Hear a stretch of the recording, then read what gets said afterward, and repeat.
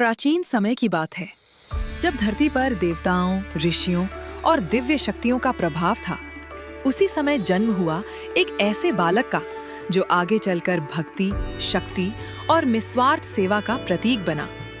वह बालक कोई और नहीं, पवन पुत्र हनुमान थे। जन्म और दिव्य शक्तियां। हनुमान जी का जन्म माता अंजनी और वानर राज केसरी के घर हुआ, लेकिन उनके अंदर जो शक्ति थी वह साधारण नहीं थी। कहा जाता है कि पवन देव, वायुदेव का विशेष आशीर्वाद उन्हें प्राप्त था। इसी कारण उन्हें पवन पुत्र कहा जाता है। जन्म लेते ही उनके शरीर में इतनी ऊर्जा थी कि मानो पूरा ब्रह्मांड उनमें समा गया हो। उनकी आंखों में चमक, उनके शरीर में अपार बल और मन में असीम जिज्ञासा थी। सूर्य को फल समझने की घटना। एक दिन की बात है, सुबह का समय था। आसमान में लाल लाल चमकता हुआ सूर्य उदय हो रहा था। छोटे हनुमान जी आकाश की ओर देख रहे थे। उनकी नजर उस चमकते हुए सूर्य पर पड़ी। उन्होंने सोचा, वाह, कितना सुंदर लाल फल है। उनका मन उस फल को खाने के लिए लालायित हो गया। और फिर क्या था, बिना एक पल गवाए हनुमान जी ने छलांग लगाई। ऐसी छलांग जो सामान्य नहीं थी।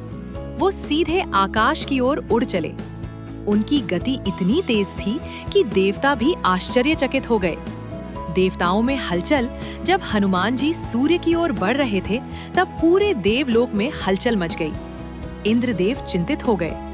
अगर यह बालक सूर्य को निगल गया तो सृष्टि का संतुलन बिगड़ जाएगा।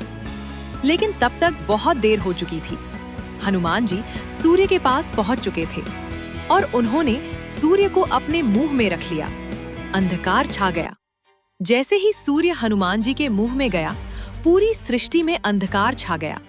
दिन रात में बदल गया। पृथ्वी पर लोग भयभीत हो गए। देवता घबरा उठे। सृष्टि का क्रम रुक गया। इंद्रदेव का वज्र प्रहार स्थिति को संभालने के लिए इंद्रदेव ने अपना वज्र उठाया और हनुमान जी पर प्रहार किया। वज्र सीधे जाकर उनके जबड़े पर लगा और वे बेहोश होकर पृथ्वी पर गिर पड़े। इसी कारण उनका नाम पड़ा हनुमान, जिसके हनु पर चोट लगी हो। पवन देव का क्रोध। जब पवन देव ने अपने पुत्र की यह अवस्था देखी तो वे अत्यंत क्रोधित हो गए।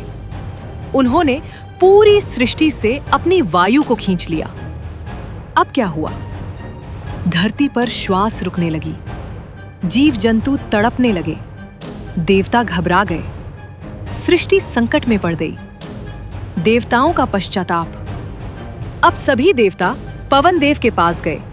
उन्होंने क्षमा मांगी और हनुमान जी को जीवित करने का उपाय खोजने लगे।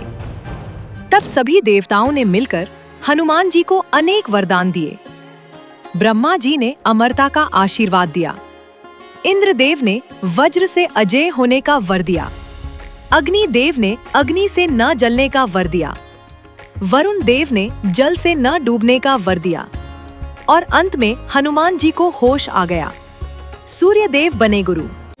जब हनुमान जी बड़े होने लगे तो उनमें ज्ञान प्राप्त करने की इच्छा जागी।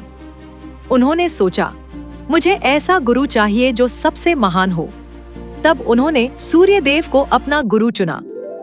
वे सूर्यदेव के पास पहुंचे और बोले, हे प्रभु, मुझे ज्ञान दीजिए, मुझे अपना शिष्य बना लीजिए। सूर्यदेव ने कहा, मैं हमेशा गतिमान रहता हूँ, मैं रुक नहीं सकता, मैं तुम्हें कैसे शिक्षा दूं? हनुमान जी मुस्कुराए और बोले, तो मैं आपके साथ साथ चलूंगा। अद्भुत गुरुकुल अब शुरू हुआ। एक अद्भुत दृश्य।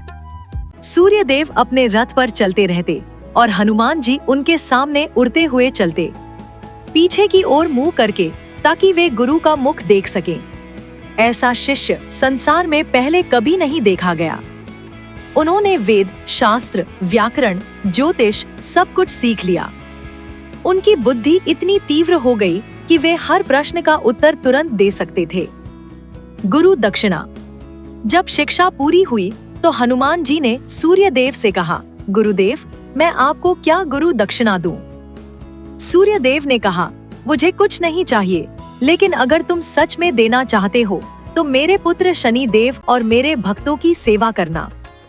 हनुमान जी ने सिर झुकाकर कहा, ऐसा ही होगा।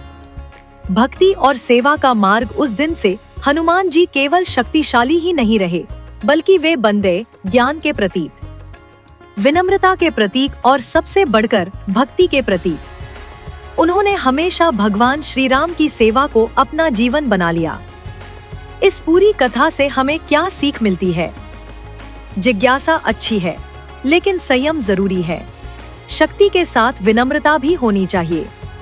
सच्चा शिष्य वही है जो गुरु के लिए कुछ भी कर जाए। और सबसे बड़ी बात, ज्ञान ही सबसे बड़ी शक्ति है।